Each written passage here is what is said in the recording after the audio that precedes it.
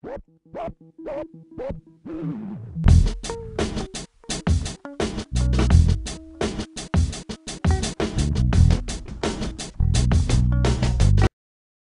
orar, queridos. Eu quero orar pela sua vida, pela vida de cada um de nós aí. Senhor Deus, fala conosco nessa tarde. Nós carecemos do favor do Senhor. Diante de nós, ó Deus, está a tua palavra, que é viva, que é santa, que pode nos ensinar, que pode transformar o nosso ser, pode mudar a nossa história. Deus, e que o Senhor possa nos ensinar através do Sermão do Monte, Pai. Que esse sermão possa mudar a nossa vida. Porventura há pessoas, ó Deus, acompanhando esse estudo, Pai, que necessitam de cura. Que o Senhor cure em nome de Jesus. Que o Senhor transforme, que o Senhor salve, que o Senhor liberte. Eu clamo a Ti, Deus, para que o Senhor fale conosco nessa tarde. Que o Teu Espírito Santo, Deus, nos instrua. Em nome de Jesus. Amém. Amém. Então vamos para o texto, gente, que está lá em Mateus, capítulo 5. Mateus 5, a gente vai ler dos versículos do 1 até o 4 só, porque a gente vai parar no versículo 4. Semana passada a gente falou um pouquinho sobre bem-aventurados os pobres de espírito, os humildes de espírito. Hoje eu vou dar uma repassada muito rápida, para quem não conseguiu acompanhar a semana passada, mas a gente vai abordar um pouquinho sobre bem-aventurados os que choram. Então diz assim o texto: Vendo Jesus as multidões, subiu ao monte, e como se assentasse, aproximaram-se os seus discípulos, e ele passou a ensiná-los, dizendo: Bem-aventurados os humildes de espírito, porque deles é o reino dos céus. Bem-aventurados os que choram, porque serão consolados. Algumas coisas para a gente poder meditar antes da gente entrar no Sermão do Monte é que, primeiro, quando Jesus se assenta, chegam-se para perto dele os discípulos dele, e ele começa a ensinar os seus discípulos. O Sermão do Monte nada mais é do que Jesus ensinando para os seus discípulos sobre quais são as características dos discípulos de Jesus. Todas essas características são para todos os discípulos de Jesus. Ou seja, quando a gente estudar e quando a gente estuda o Sermão do Monte, as bem-aventuranças, tem muita gente que olha para as bem-aventuranças e diz: nossa, que coisa bonita, né? Inclusive, Gandhi é quem dizia o seguinte: se nós perdermos toda a literatura do mundo e se salvar o Sermão do Monte, a gente não perdeu nada. Então, de tão bonito que muitas vezes as pessoas pensam ser o Sermão do Monte, e de fato é. Porém, Jesus não está simplesmente ensinando sobre algo belo para ser apreciado, mas sobre algo que deve ser vivido e que os discípulos dele devem aplicar na sua vida.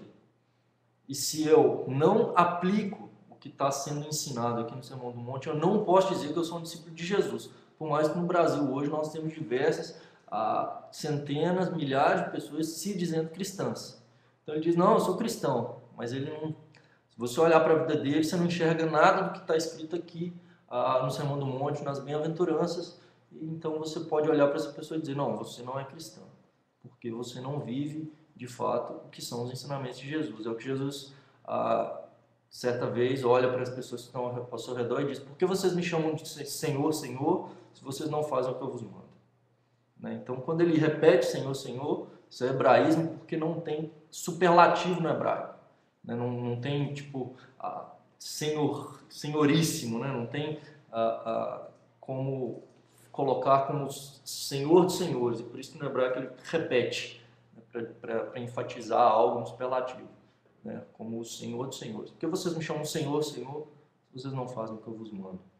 Então, e as bem-aventuranças, todas elas são para nós. Tem gente que, ao analisar o Sermão do Monte, olha e diz: nossa, que coisa bonita, isso aqui eu faço, aquilo ali eu não faço, então compensa. Isso aqui eu escolho, aquilo ali eu deixo para lá. Chorar, nossa, eu sou muito emotivo, mas manso eu não sou, não piso no meu calo. Então, como eu choro, vou ser consolado, não sou manso, não vai dar a terra, mas eu vou ser consolado, não está tudo certo. Todas as bem-aventuranças são para nós, para todos os discípulos. E uma terceira coisa é: todas as bem-aventuranças não são naturais, elas não são características que podem ser desenvolvidas pelo homem. ela é gerada por Deus. O Espírito Santo é quem gera cada uma dessas características em nós. Então, se eu interpretar qualquer uma das bem-aventuranças de maneira natural, eu estou interpretando errado. Então, por exemplo, o texto de hoje que diz: bem-aventurados os que choram, porque serão consolados. Se eu estiver pensando que é algo relacionado à parte emotiva, alguém que é mais emotivo, estou interpretando errado. Não tem nada a ver com temperamento, não tem nada a ver com emocionalismo. Se eu interpretar dessa maneira, qualquer um deles, ou humilde, ou manso, como algo que tem a ver com comportamento, com temperamento, eu estou interpretando o texto errado. Porque nenhuma das bem-aventuranças pode ser desenvolvida por nós, a não ser pelo Espírito Santo. Então, a gente entra na primeira bem-aventurança que a gente viu semana passada, que é: bem-aventurados os pobres de espírito, porque deles é o reino dos céus. Quem não viu esse estudo está salvo já no próprio canal aqui. Você tem ele salvo, Sermão do Monte, e tem também ele salvo no YouTube. No meu canal do YouTube, o youtube.com/Dani Simoncelos, você pode ver todos os estudos que a gente já fez até hoje, estão todos lá. Na página do Gospel Mais, vídeos.gospelmais.com.br, você também tem todos os estudos bíblicos que a gente já fez. Então você pode acompanhar sobre bem-aventurados os pobres de espírito, porque deles é o reino dos céus. Mas de forma bem rápida, porque o Sermão do Monte é uma cadência. Então é impossível interpretar qualquer uma das características isoladamente das outras. Então Jesus, quando ele aborda dizendo: bem-aventurados aqueles que são pobres de espírito, porque deles é o reino dos céus, ele está dizendo, no grego, no original, está dizendo o seguinte: makarioi, roi, ptokoi, topneumati. Ele está dizendo então: makarioi, ricos, felizes, afortunados, os ptokoi, plural de ptokos, que é pobre como um mendigo, topneumati de espírito. Se ele para no pobre como um mendigo, a gente viveria como os franciscanos, faria um voto de pobreza, está tudo certo, vamos para o céu. Ele continua dizendo de espírito, então não tem nada a ver com riqueza material, mas sim com afortunados, ricos, aqueles que são pobres como um mendigo de espírito. A sociedade hoje deseja ser rica de espírito, elevada de espírito. Deus diz: não, aqueles que são pobres de espírito, e hoje a gente considera isso como um xingamento, se alguém chamar que a gente é pobre de espírito, mas Jesus está dizendo que desse camarada que dele é o reino dos céus. E a gente viu também que um mendigo, ele não tem nada, ele não pode nada, e ele não é nada. Em contrapartida, que sucesso hoje na nossa sociedade é ter, é poder e é ser. É status, é dinheiro e é poder.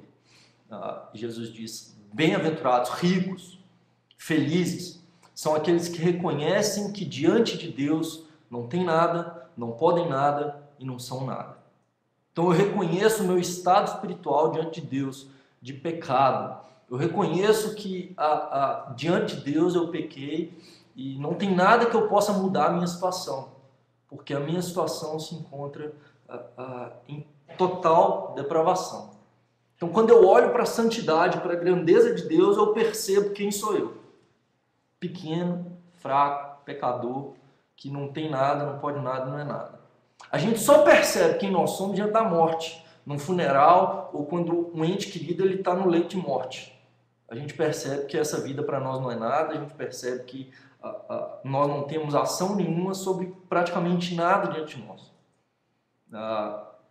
E essa noção muitas vezes passa muito rápido, porque daqui a pouco a gente acha que é o dono do mundo de novo, que está tudo sob controle, que a gente tem todas as coisas sob nosso controle. Isso não é verdade.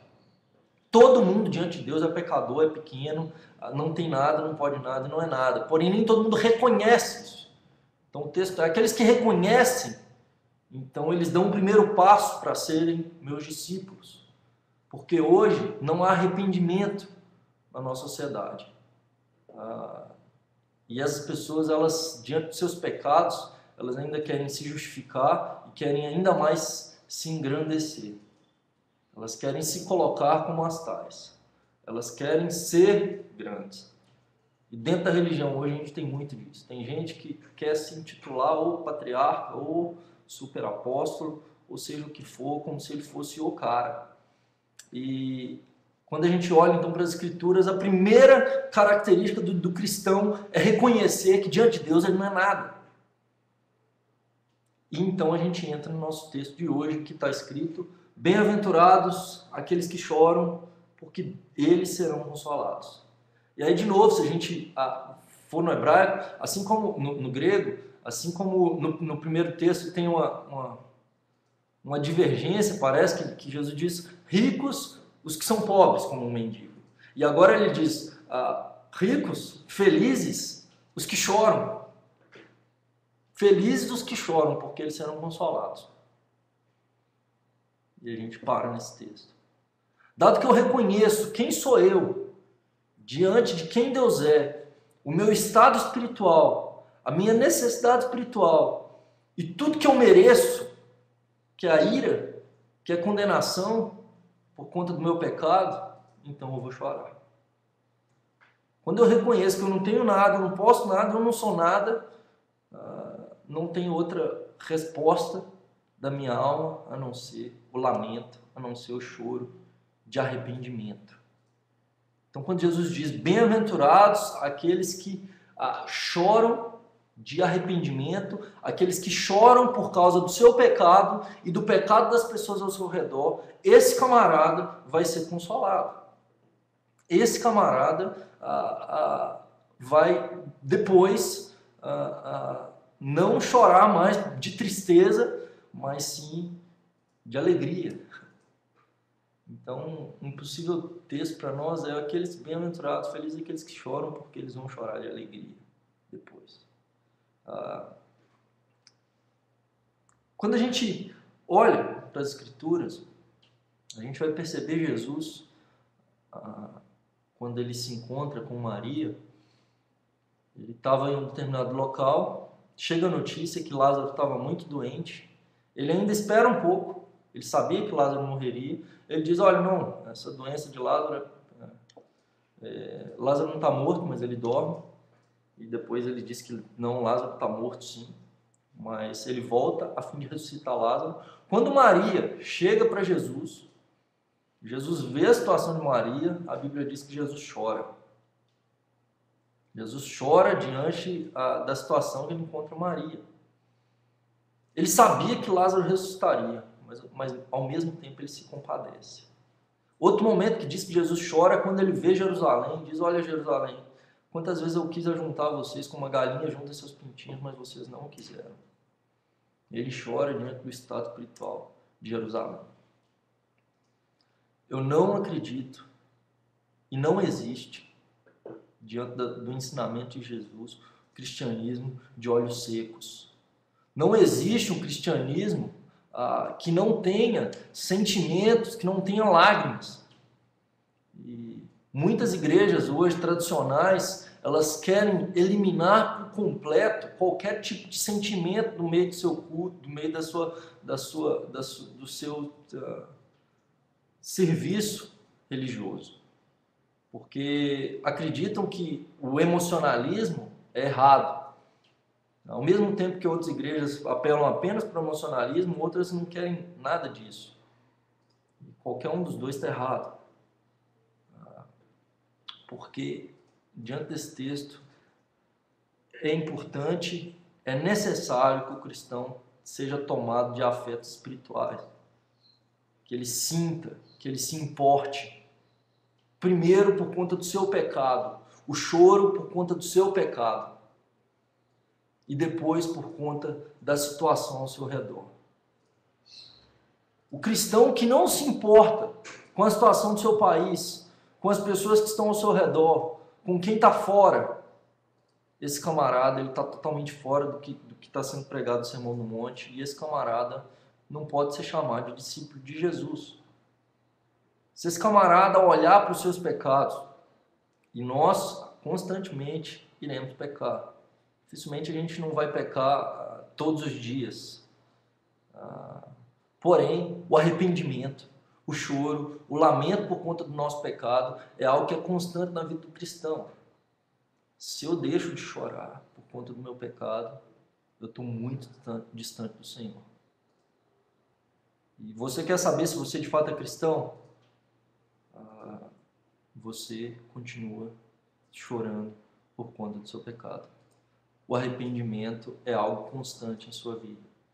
Não existe cristianismo onde você diz, um dia eu aceitei Jesus, então eu estou salvo, agora eu posso viver pecando e está tudo certo.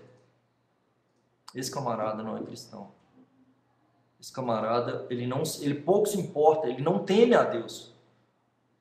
E ele não chora por conta dos seus pecados. Quanto mais pelos pecados dos outros. Quanto mais ele se importa com os outros, porque ele sequer se preocupa com a sua própria salvação. E quem não se preocupa com a sua salvação é porque ele não a tem. Então o arrependimento é algo que vai te mostrar e te comprovar que você é filho de Deus, porque você não deseja viver na prática do pecado. Aqueles que vivem na prática do pecado não podem ser considerados filhos de Deus. E hoje em dia o cristianismo tem sido egoísta, porque as pessoas pensam apenas em si. Mas esse texto está dizendo o seguinte: eu olho para as pessoas ao meu redor e eu me importo. Eu choro por conta da situação das pessoas ao meu redor. Então eu enxergo as necessidades das outras pessoas. Como cristão, de maneira nenhuma, nós devemos ou podemos fechar os nossos olhos para a situação das outras pessoas ou para as necessidades das outras pessoas. Não existe cristianismo que não enxergue o outro, que não coloque o outro antes até do que si mesmo.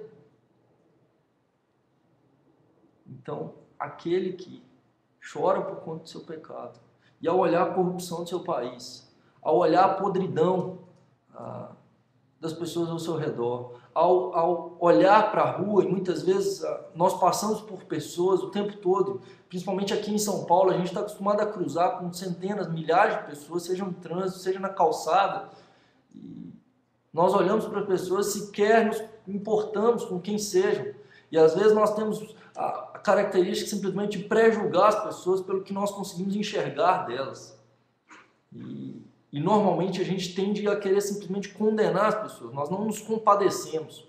Nós não temos misericórdia. Um pouco mais à frente Jesus vai dizer isso. Bem-aventurados os misericordiosos, porque eles vão alcançar a misericórdia. E aí, nas próximas semanas, a gente vai abordar sobre isso. Mas a gente não tem. A gente, na verdade, quer logo condenar. Porém, ao enxergar as pessoas na rua, a gente sequer sabe a história que ela viveu até aqui, a gente sequer sabe tudo que ela passou para chegar até aquele momento, a gente sequer sabe quais são as necessidades. Até mesmo quando você tem uma pessoa que você não gosta, você sequer sabe tudo aquilo que ela está passando, ou as necessidades, ou as dificuldades, ou aquilo que ela precisa. E muitas pessoas caminhando a passos largos para o inferno. E muitos cristãos dormindo, procurando uma cama dentro da igreja, de olhos fechados e mãos levantadas, acreditando que estão adorando a Deus. Porém, isso não é cristianismo. Isso é uma falsa religiosidade. Isso é uma religião podre, que aparenta ser piedosa, mas como o próprio Jesus diz, é como um sepulcro caiado, que por fora é adornado, mas por dentro só tem podridão, ossos, morte. Cristianismo de olhos secos, cristianismo que não se importa, não é cristianismo, não é seguidor de Jesus. Então, que você, diante de tudo aquilo que você tem vivido e da maneira que você tem caminhado, o cristianismo que você tem vivido, possa olhar para os seus pecados todos os dias, querido. Não é porque um dia você fez uma oração que você é salvo, não é porque todos os dias você quer mais de Deus e deseja mais dele, e olha para a sua situação e quer que Deus continue transformando, crescendo em santidade, crescendo em boas obras, crescendo em intimidade com Deus. Então, que você olhe para a sua situação, possa chorar diante da sua situação, que você possa enxergar as necessidades das pessoas ao seu redor também, que você possa lamentar por conta do pecado das pessoas ao seu redor, e Deus vai fazer de você um instrumento de consolação. Ele vai te consolar e você também vai poder ser instrumento de Deus para levar consolação às pessoas ao seu redor. Vamos orar, queridos? Eu quero orar por você que tem pensado, tem vivido um cristianismo, mas sequer sabia de fato o que é ser cristão. Se você deseja começar a caminhar com Jesus hoje, você, diante de tudo que você ouviu até agora, reconhece que você não tem, não pode, não é, que você necessita de transformação por conta da sua situação diante de Deus, da forma que você tem vivido. E se hoje seu coração lamenta pelo estado que você se encontra, você pode repetir comigo essa oração, porque Deus pode transformar a sua vida, trazer consolação e mudar a sua sorte, e te salvar de quem você é, mudar a história da sua vida. Você pode repetir comigo essa oração. Eu costumo dizer, repetir uma oração não salva ninguém, não é um rito, não é um ritual que salva alguém, onde você segue alguns passos, então está tudo certo. Como eu disse, é uma vida de arrependimento. Mas você pode começar essa vida hoje. Deus conhece o seu coração. Então você pode repetir comigo no seu coração, dizendo: Senhor Deus, eu reconheço que Jesus morreu a minha morte para me dar a sua vida. Peço perdão pelos meus pecados e reconheço que eu não tenho nada, eu não posso nada e eu não sou nada. E que tantas vezes eu não tenho me importado sequer com a vida que eu tenho vivido. Quanto mais com o que o Senhor pensa disso. Mas nessa tarde, Deus, te peço perdão pelos meus pecados. Muda a minha história. Que Jesus seja o meu Senhor e o meu Salvador. Em nome dele que eu oro. Amém. Amém, querido. Que Deus abençoe sua vida. Muito obrigado aí vocês que estiveram acompanhando até aqui. E agora é o seguinte, quem ainda não curtiu a página do Bíblia Sagrada, pode curtir agora. facebook.com.br Bíblia Sagrada. Quem não conhece ainda o portal do Gospel Mais, www.gospelmais.com.br. Entra lá também para você conhecer. E se você tem alguma dúvida referente a esse estudo, você pode mandar agora aí, tanto no chat live stream quanto no post, na página do Facebook do Bíblia Sagrada. Aí. Então, você que tem alguma dúvida, pode mandar agora que a gente vai responder rapidinho aí. Deus abençoe vocês, Gisélia, Suene aí da Noruega, Deus abençoe vocês, Arlete, Deus te abençoe, Deus abençoe a vida de cada um de vocês aí que acompanhou até aqui. Então, quem tiver dúvida, pode mandar bala aí para a gente poder responder agora quem tiver dúvida referente ao que a gente expôs hoje aqui. Então, vamos lá. Para quem não me conhece, meu nome é Daniel Simoncelos, tá aí. Se quiser me adicionar no Facebook aí, quem não me tem, facebook.com.br Daniel Simoncelos, no Twitter, twitter.com.br Dani Simoncelos. Então, se tiver alguma dúvida, se quiser conversar comigo, se você repetiu essa oração, me procura também para a gente poder bater um papo aí, né? Suênia, no caso esse choro é de arrependimento diante dos nossos pecados? Exatamente. Não tem nada a ver com emoção, com um camarada que é sentimental, que ele vê qualquer tipo de filme e ele chora vendo 101 Dálmatas, né? Ele chora vendo qualquer coisa. Não tem nada a ver com isso. É o camarada que olha para os seus pecados e se arrepende e ele olha para a situação espiritual das pessoas ao seu redor e também se comove com isso. Então, seriam as duas coisas, Suênia. Mas, em primeiro lugar, por conta do meu pecado. E, então, por conta do pecado das pessoas ao meu redor. Então, não tem a ver com o sofrimento, né, da humanidade. Isso aí qualquer pessoa sofre. Ao olhar para o sofrimento, para a fome do mundo, para a guerra, para a destruição, qualquer pessoa, não precisa ser cristã para olhar e se sensibilizar. Né? Então, não é se sensibilizar com o sofrimento do mundo. É olhar para o pecado, a situação pecaminosa das pessoas e chorar por causa disso. Porque a humanidade está distante de Deus. A começar de nós. Então, primeiro por minha causa, depois por causa das pessoas ao meu redor. Deus abençoe você, Manuela. Jaías Gonçalves. Deus abençoe. Nelson Brás, Deus abençoe você. Ninguém tem dúvida, gente? Tá fácil assim? Vamos dizer que quem não tem dúvida ou sabe tudo ou não aprendeu nada.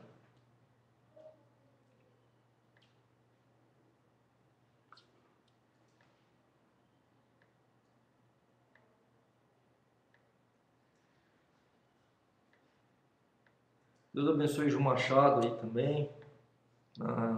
É isso aí, galera. Deus abençoe vocês. Semana que vem, então, a gente tem esse estudo novamente.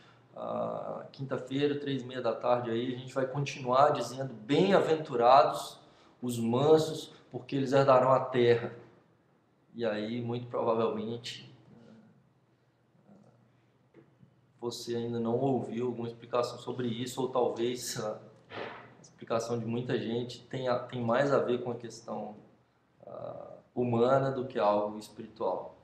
E aí, então, a gente vai abordar sobre esse texto aí: bem-aventurados os mansos, porque herdarão a terra. Não perca! Deus abençoe vocês e boa semana aí. Deus abençoe, bom final de semana para vocês aí. Gente, procurem uma igreja, estudem a Bíblia e orem, tá? Ter uma comunidade é algo muito importante. Você ter uma comunidade para chamar de sua. Certa vez eu ouvi um presbítero de 89 anos, alguém perguntando: tem tanta coisa errada na igreja, como que o senhor vê essa questão de como a igreja está hoje? E o nome dele é Daniel também. Ele olhou para aquele jovem e respondeu o seguinte: a igreja, por pior que seja, ainda é o melhor lugar do mundo. Isso me marcou, porque de fato a igreja é ruim por conta dos nossos erros, mas se não tiver o homem lá dentro, não tem igreja. Então é impossível a gente ter uma igreja perfeita. Se achar a igreja perfeita, não entra dentro dela, senão você vai torná-la imperfeita. Mas que você possa procurar uma comunidade para que você possa ser abençoado por outras pessoas, para que você possa caminhar junto, para que você possa também ser instrumento para poder consolar outras pessoas. Estude as Escrituras, não fica dependendo de mim para você conhecer as Escrituras. Leia, começando de Mateus, Novo Testamento. Ore a Deus para que o Espírito Santo te instrua. Procure uma versão que não seja tão arcaica. Tem a NVI, que é muito boa, Nova Versão Internacional, que você possa estar estudando também as Escrituras e buscando a Deus. Separa que seja 10 minutos do seu tempo diariamente para poder fazer uma devocional, um tempo com Deus, para refletir na palavra dele, para falar com ele. Que Deus abençoe vocês. Um grande abraço. Fica na paz, galera. Valeu!